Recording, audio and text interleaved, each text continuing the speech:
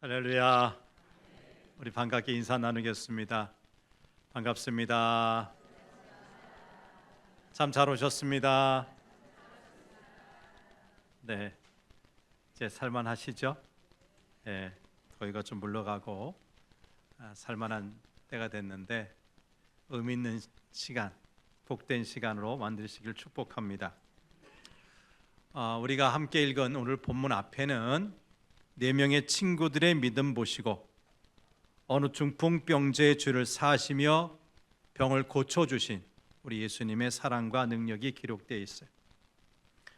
우리 주님의 구속의 사랑은 죄로 인해 병들어 무기력하게 누워있던 한 영혼을 일으켜 세우고 새로운 인생을 살게 했습니다. 예수님은 이 땅에 오신 구원의 하나님이십니다. 구원의 하나님이십니다. 오늘 말씀을 통해서 우리의 절망이 희망으로, 우리 상처가 기쁨으로 회복되기를 바랍니다. 오늘 본문은 예수님께서 세리였던 레위를 부르시는 장면, 그리고 예수님과 제자들이 이 레위의 집에 초청받아서 식사하는 2가지 이야기가 기록되어 있습니다. 우리 이 장면에서 예수님이 도대체 어떤 분이신가, 그 일면을 잘 알게 될 겁니다. 예수님은 3년 동안 공생의 사역을 감당하셨지요. 그러나 그 중에서도 가장 많은 시간은 제자를 선택하시고 그들을 가르치시는 데 사용하셨습니다. 근데 예수님은 성경책을 펴고 말로써 제자들을 가르치시는 것이 아니었어요. 옛날 우리나라 서당이라는 것이 있었고 서당에서 가르치는 훈장이 있었죠. 훈장의 제자들 어떻게 가르쳤어요? 천자문책 펴놓고 하늘천 따지 하면 학생들이 어떻게 해요? 그 선생님의 그 액센트, 그 말 그대로 하늘천 따지 따라 했던 것, 그렇게 한자를 공부했어요. 지금 학교에서도 학생들은 교과서를 갖고 공부합니다. 책이 없으면 수업이 잘 진행되지도 않지요. 예수님은 교과서를 갖고 말로써 제자들을 가르치시지 않았어요. 물론 때로는 말로써 비유나 설교로 말씀하셨지만 더 많은 경우 생활 가운데 제자들을 가르치셨습니다.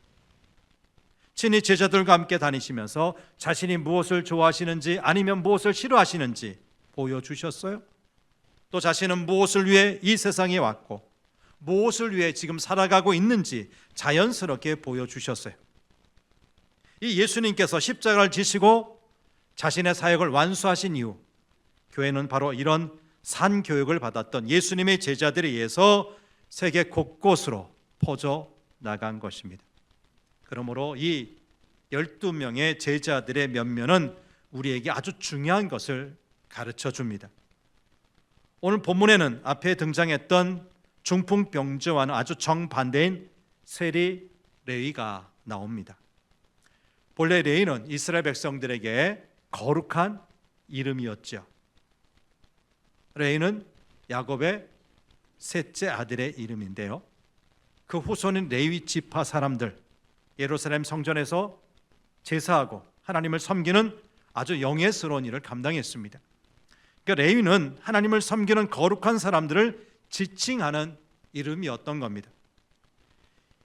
이 레위라는 이름에는 연합하다라는 뜻이 있습니다. 창세기 29장 34절 말씀을 같이 읽어보지요.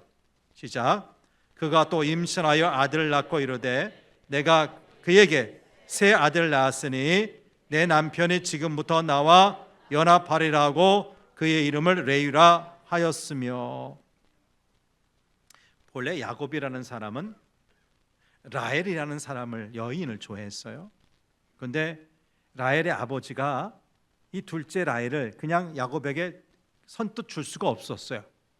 그래서 7년 동안 애써서 일한 야곱에게 첫날 밤 들어가서 보니까 누구를 준 거예요? 레아였어요. 그러니까 레아는 남편의 사랑을 받지 못한 채 결혼해서 첫째 루벤 그리고 시므온이란 2 아들을 낳았어요. 그런데도 여전히 남편에게서부터 사랑을 받지 못해요. 그런데 드디어 3번째 아들을 태어났어요. 그러고 나서 이제는 남편이 나를 사랑하여 나와 연합하겠거니 하면서 셋째 낳은 아들의 이름을 뭐라고 지은 거예요? 레위라고 지었어요. 여러분, 연합한다. 좋은 말이에요? 나쁜 말이에요? 좋은 말이죠. 여러분, 주변의 사람들과 잘 어울려서 살아가는 것 얼마나 좋습니까? 본문에 등장하는 레위의 아버지 알페오도 아들 낳고 그 아들이 평생 많은 사람들과 어울려 연합하면서 지내라고 그 이름을 레위라고 했습니다. 그러나 레위는 그 이름이 자신의 현실과는 아주 정반대라고 생각하면서 아주 불행하게 살았습니다. 근데 왜 이 좋은 이름이 그 현실에 맞지 않았을까요? 그 이유는 그 레위라는 이름의 뜻처럼 아무리 연합하려고 해도 연합할 수 없는 상황에 처해 있었기 때문입니다. 그리고 그 이유는 그의 세리라는 직업 때문이었습니다. 예수님 당시의 유대인들은 보통 수입의 약 28%를 세금으로 떼어냈답니다. 종교적인 이유로, 그리고 시민의 이름으로. 먼저 하나님께 뭘 드리죠? 기본적으로 수입의 11조를 드리고요. 그 다음에 첫 번째 열매, 소출, 그렇죠? 드리고요. 성전세, 이거 다 하나님 전에 종교세로 드리는 거예요. 또 정부에 내는 기본 세금으로 곡물 수확의 10분의 1, 과일 수확에는 5분의 1, 그 외 기타 수입의 10분의 1을 내야만 했습니다. 그 외 우리의 주민세에 해당하는 인두세가 있었고, 도로 통행료에 해당하는 국토 통행세, 오늘날의 부가세에 해당하는 물품세, 그리고 자동차세와 비슷한 우마차세 등이 있었답니다. 이 많은 세금을 내야만 했던 거예요. 그런데 예나 지금이나 문제는 이러한 세금을 걷는 과정이에요. 세금은 많은 사람들이 환영합니까? 될 수 있으면 많이 내고 싶어요? 적게 내고 싶어요? 적게 내야지 내가 쓸 수 있는 돈이 늘어나잖아요. 그렇죠? 그래서 세금은 주민들, 시민들의 반발을 불러올 수 있는 아주 민감한 문제입니다. 그래서 유대를 점령하던 로마 당국은 직접 세금을 걷지 않고요, 현지인들 중에서 세금 징수관을 세워 세금을 거두는 정책을 이용했습니다. 이 세금 징수관들이 성경에 나오는 세리예요. 이 세리의 사명은 세금을 효과적으로 거두어 로마에 바치는 것이었습니다. 그리고 많이 거두어 남는 부분은 세리 개인적인 수입이 되었다는 거지요. 그러다 보니 세금을 내는 백성들의 입장에서는 세리는 돈밖에 모르는 사람, 동중의 피를 빨아 로마에 바치는 앞잡이로 보일 수밖에 없었습니다. 유대인들은 이런 세리들을 당시 죄인, 창녀, 이방인처럼 취급했습니다. 율법의 해석서인 미슈나를 보면 세리들에게 돈을 환전해서는 안 된다, 세리는 법정에서 증인이 될 자격도 없다, 또 그들의 돈을 훔친 것과 같기 때문에 구제금으로 받아도 안 된다 했어요. 심지어 여러분, 돈이 정말 필요한 거지조차 세리가 주는 돈은 받지 않았답니다. 아니, 돈에 세리가 준 돈이라고 뭐 딱지가 붙어 있어요? 그런데도 이 세리는 그만큼 사람들에게 인정을 받지 못했던 거예요. 늘 손가락질의 대상이 된 사람이 세리입니다. 이렇게 사람들은 세리와 만나는 것을 꺼렸습니다. 그러기에 그들에게 유일한 위로가 있다면 돈이었습니다. 만약 그 돈마저 시들하게 된다면 그들의 인생이 공허해서 살 수 없었을 것입니다. 이것이 본문에 나오는 레위라는 사람의 상황, 현실이었습니다. 그러니 어찌 사람들과 연합하여 살 수 있었겠어요? 사람들에게 다가설 때마다 사람들은 그를 피하거나 뒤로 물러갔습니다. 여러분커녕 외톨이로 살 수밖에 없었던 것이죠. 그러던 어느 날 한 분이 그를 찾아왔습니다. 그분은 저리 가라, 레위를 뿌리치는 사람들과 달랐습니다. 오히려 그분은 나를 따르라고 부르셨습니다. 14절 말씀을 보겠습니다. 시작. 또 지나가시다가 알페아오의 아들 레위가 세관에 앉아 있는 것을 보시고 그에게 이르시되 나를 따르라 하시니 일어나 따르니라. 이리 와서 나와 함께 있자, 나와 연합하자고 초청하신 겁니다. 그날 레위에게 일어난 이 일은 그의 남은 인생을 완전히, 아니 송두리째 바꾸어 놓았습니다. 그날 그는 레위에서 마태가 되었습니다. 시간이 지나 그가 마태복음을 기록하게 되었는데, 그는 예수님께서 자기를 찾아오신 이야기를 기록하면서 자신의 그 이름을 레위라고 쓰지 않고 마태라고 기록했습니다. 후에 마가복음과 그리고 마태복음을 읽는 사람들은 이 레위가 예수님의 방문을 받은 후 마태가 되었다는 것을 알게 될 것입니다. 여러분, 레위가 마태로 바뀐 것은 정말 놀라운 일이 아닐 수가 없습니다. 이것은 그의 존재가 바뀌었음을 말해주는 것입니다. 마태라는 이름은 하나님의 선물이라는 뜻이 있습니다. 그는 레위로 살면서 다른 사람들과 연합하고자 노력했으나 그럴 수가 없었어요. 아무도 그를 받아주지 않았기 때문입니다. 그때 그는 자신이 너무나 외롭다고, 초라하다고 느꼈을 것입니다. 그러나 예수님께서 그에게 오신 후 그 열등감은 사라지고 자신이 고귀한 하나님의 선물이라는 자의식을 가지게 되었습니다. 자신에게 하나님의 관심과 사랑이 머물고 있음을 알게 되었기 때문입니다. 이제 사람들이 나와 연합하려고 하지 않아도, 나를 따돌리고 소외시켜도 나는 상관이 없습니다. 나는 더 이상 비참하지 않습니다. 나는 누구보다 복된 사람입니다. 왜냐하면 예수님이 나를 찾아오셨기 때문입니다. 이제 나는 고귀한 하나님의 선물과 같은 존재입니다. 여러분, 예수님을 통해 이런 자의식의 변화가 우리 모두에게도 일어나기를 축복합니다. 예수님은 레위에게 많은 말씀을 하지 않으셨어요. 간단하게 단도직입적으로 나를 따르라 한마디만 하셨어요. 여러분, 이 말씀이 레위에게 주는 의미가 무엇입니까? 한마디로 돈을 추구하는 인생에서 방향 바꾸어 예수님과 같이 영적인 것을 추구하는 삶을 살려는 것입니다. 이제 예수님의 제자 되어 예수님을 배우고 예수님과 같은 사명자의 삶을 살려는 말씀이에요. 이는 당시로서는 너무나 혁명적인 사건이라 할 수 있습니다. 당시 기준으로 볼 때 레위 같은 사람은 혹시라도 예수님을 오겠다고 할까봐 겁이 나는, 문제가 많은 사람이었어요.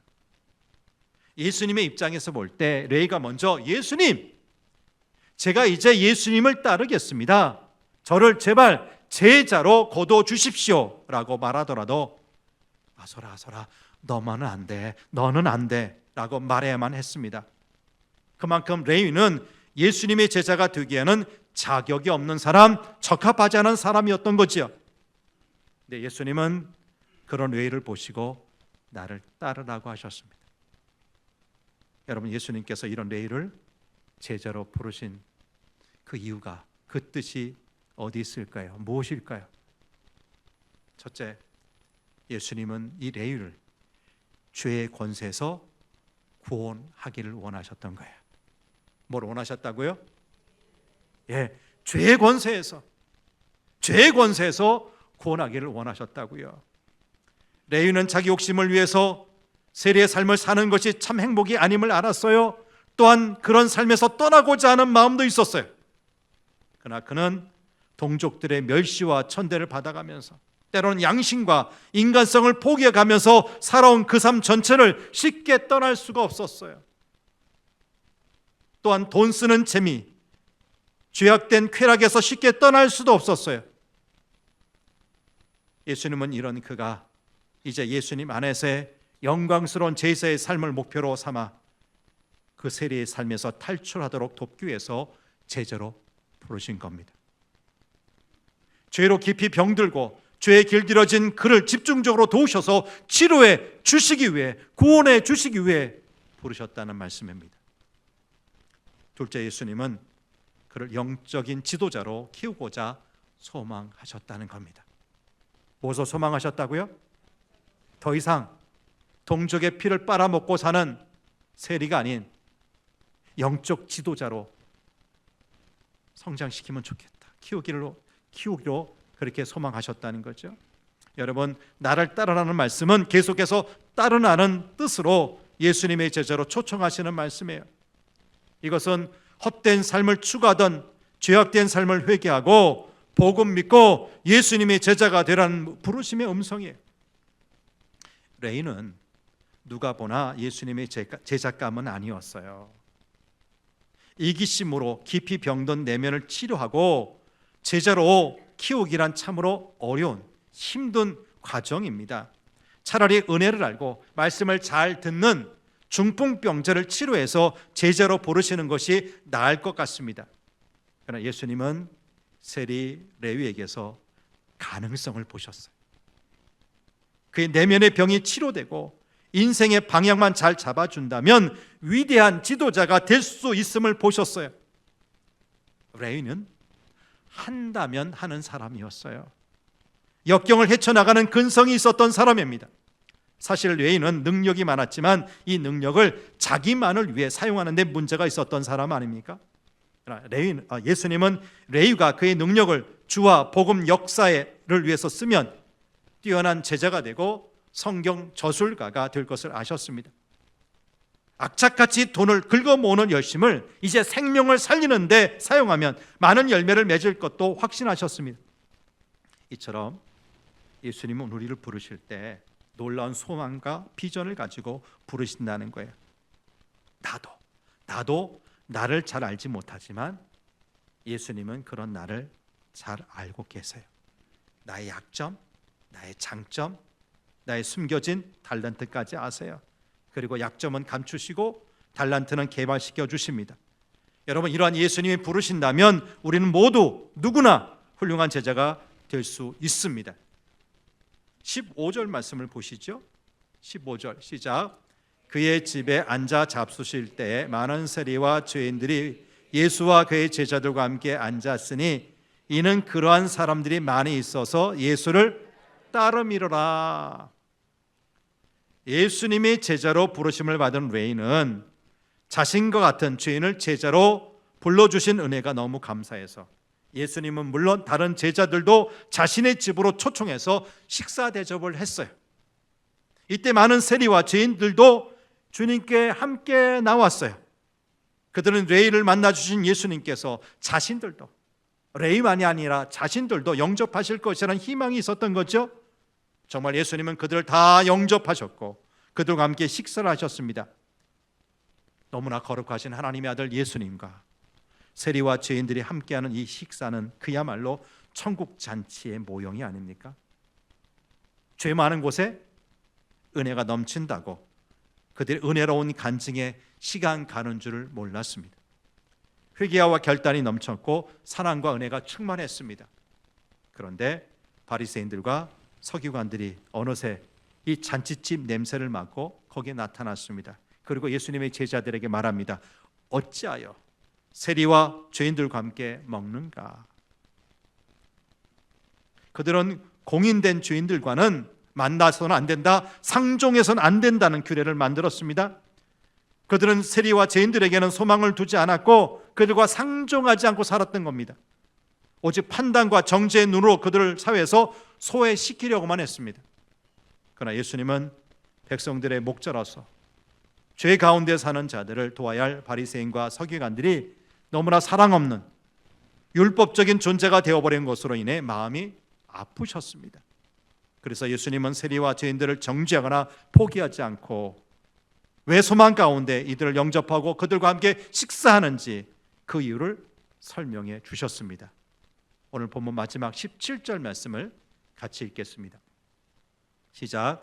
예수께서 들으시고 그들에게 이르시되 건강한 자에게는 의사가 쓸데없고 병든 자에게라야 쓸데있느니라.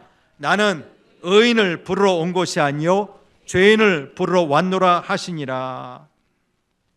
이 말씀을 통해 우리는 예수님이 어떠한 눈으로 죄인들을 보시는지 알 수가 있어요.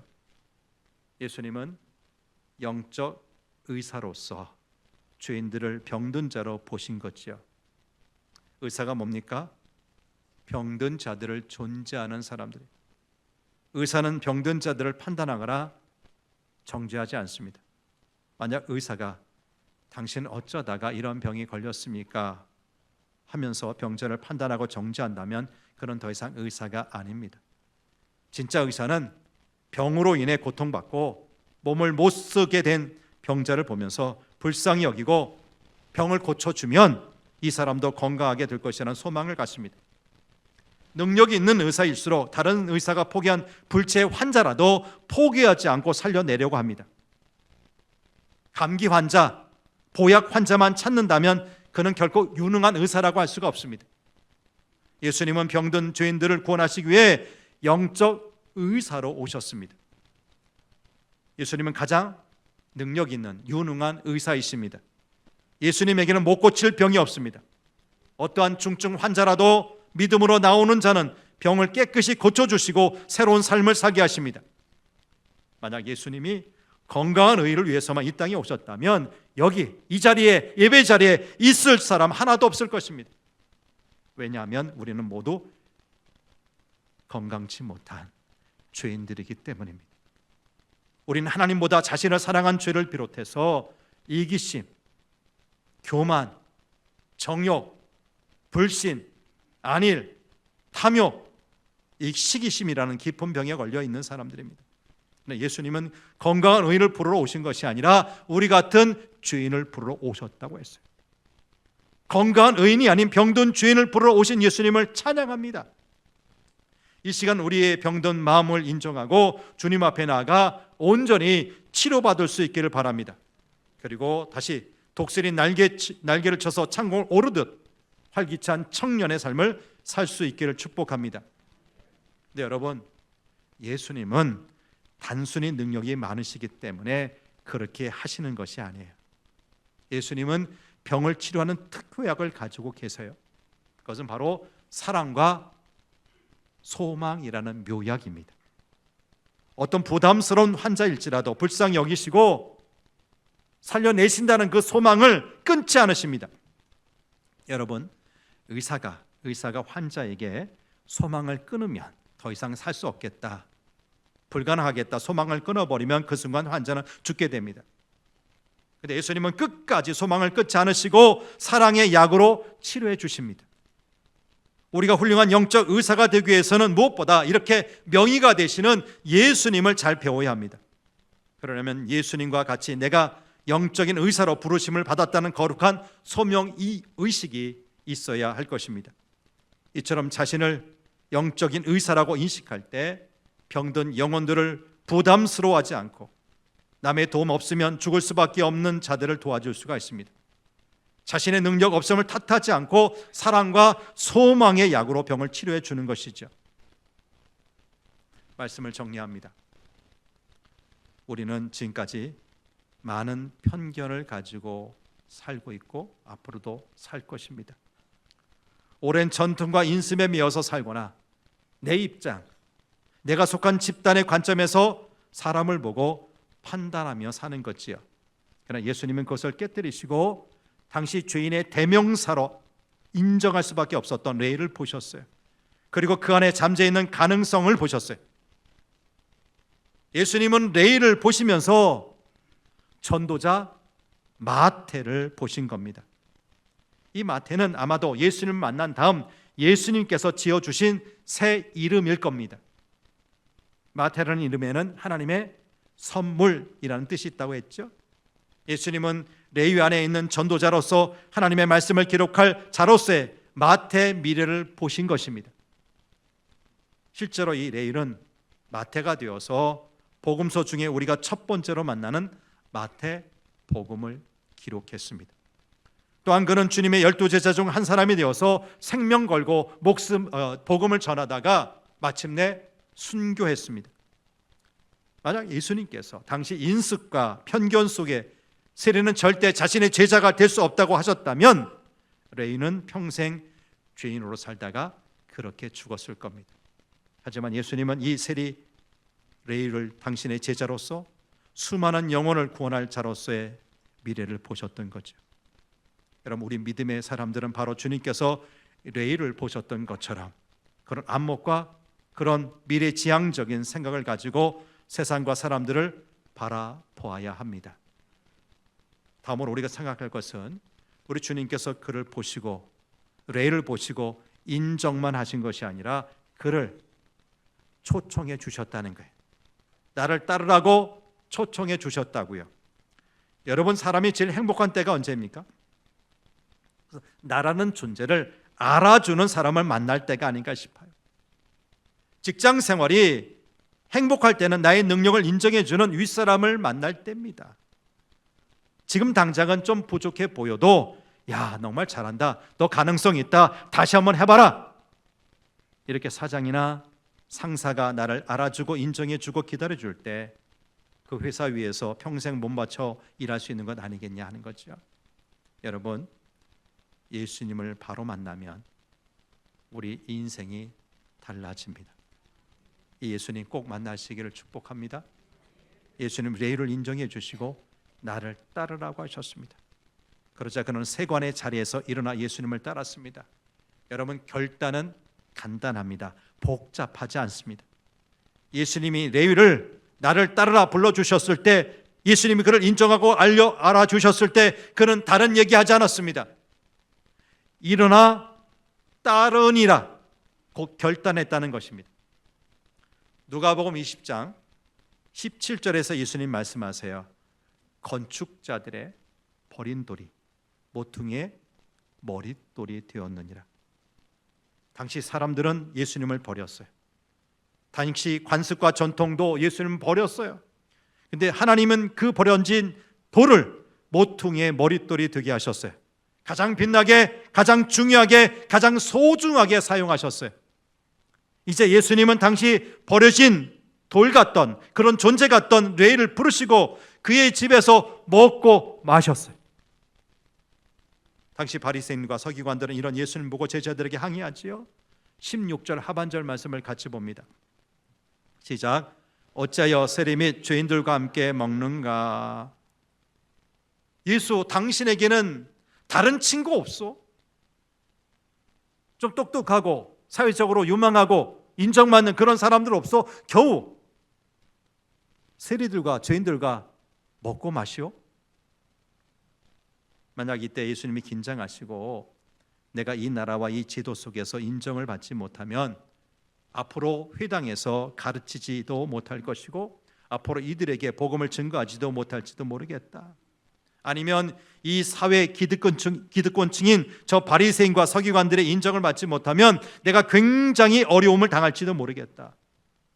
그래서 자신의 소신을 꺾고 자신의 허물을 지적하는 그들 앞에서 내가 왜 이 사람들과 발목게 되었는지 이렇게 저렇게 설명하고 변명하고 변호하신 것이 아니었어요.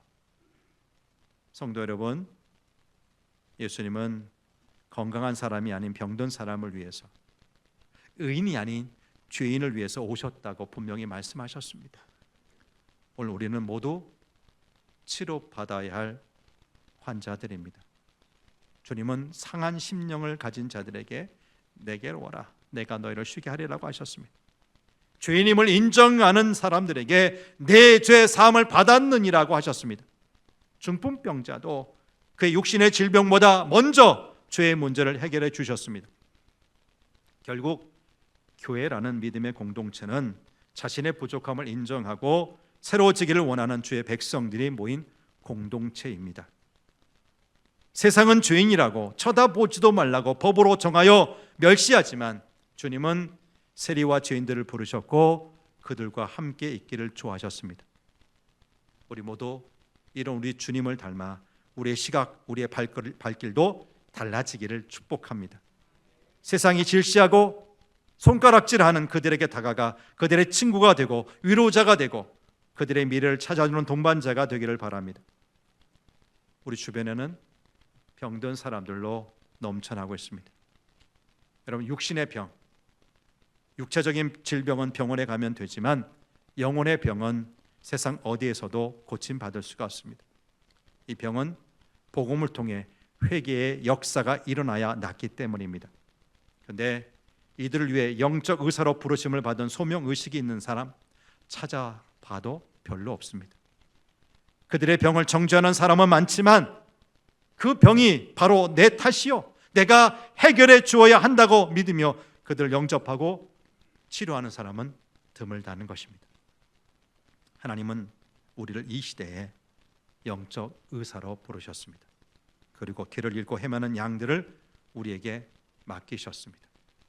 마지막 결실기인 이 가을, 영적 의사로 부름받은 저와 여러분들이 우리 예수님의 사랑과 소망이란 특효약으로 병든 양들을 살리는 생명의 역사를 이루어 가시기를 간절히 바랍니다. 하나님 아버지, 레위같이 이름값 못하며 오히려 같은 유대인들에게 질타받고 살았던 사람, 돈이 많이 쌓였는지는 몰라도 그 주변에 친구 하나 없었던 그에게 예수님은 찾아오셨습니다. 다른 사람은 그 곁에 가기를 꺼렸지만 예수님은 그에게서 무한한 가능성을 보셨기에 제자로서의 역할을 잘할 것이고 마침내 성경의 저자가 될 인물이라 생각하셔서 그를 찾아오셔서 나를 따르라 부르셨던 것입니다. 레이는 즉시 세관의 자리에서 일어나서 예수님을 따랐고 예수님을 자신의 집에 모셔다가 잔치까지 했습니다. 그리고 그것은 그야말로 천국 잔치의 모형이 되었습니다. 레이만이 아니라 당시 세상 사람들로부터 멸시와 천대받던 수많은 세리들, 수많은 죄인들이 예수님과 함께 먹고 마셨기 때문입니다.